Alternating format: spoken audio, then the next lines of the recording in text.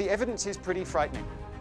The last year's Global Slavery Index found that 45.8 million people are in some form of modern slavery across 167 countries that reported. The school gave evidence at a hearing just a couple of weeks ago. I think dumbfounded would be a good word, that there was only one other submission from a property company.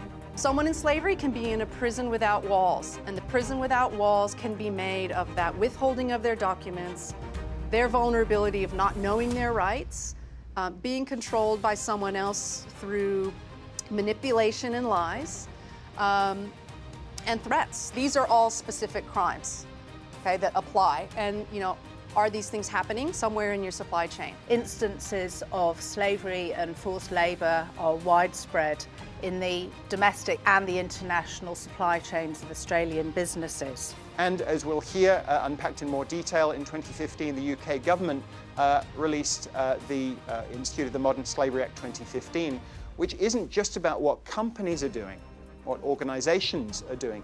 It includes the requirement to focus on organisations' supply chains. So companies need to know what their actual or potential human rights impacts are, and they need to be able to show via public disclosure how they are addressing those impacts. We think there's about 4,300 people living in slavery today in Australia. Still, a lot of people are quite surprised. If we went down on the street and asked, does slavery happen here?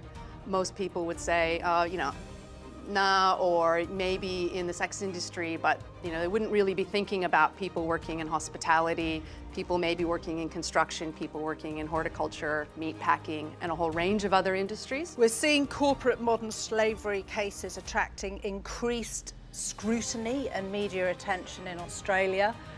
Recently, Domino's Pizza and notably 7-Eleven have been in the spotlight for this. We have cases where, the migrant labourers, the backpackers have been not treated so well. So does that fall under, is that a risk to your company? And the basic question for everybody here is, do you know?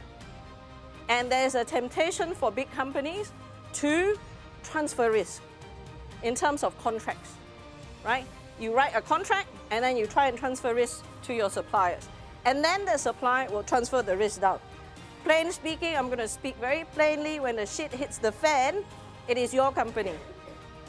It is your reputation. Because these contractors are working for you. Risk minimization, managing the risks in your project and in your supply chain, is one of the key drivers, if not the key driver, for the uptake of sustainability.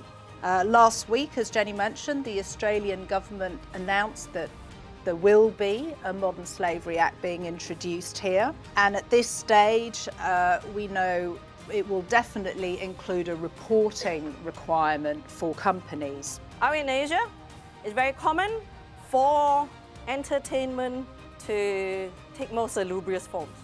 And this is something you have to understand. Therefore, you should look at what you do in marketing. And that will help you identify where your potential risk in terms of good suppliers and not so good suppliers. We obviously engage in awareness raising and education activities. We do run training in the community about how to identify and respond to slavery cases. That's a resource that we can offer to you. Great that we're running this event this morning, but then what? What do we do then? So I'm really hopeful for the future. I'm really excited about the support from the political parties and from business.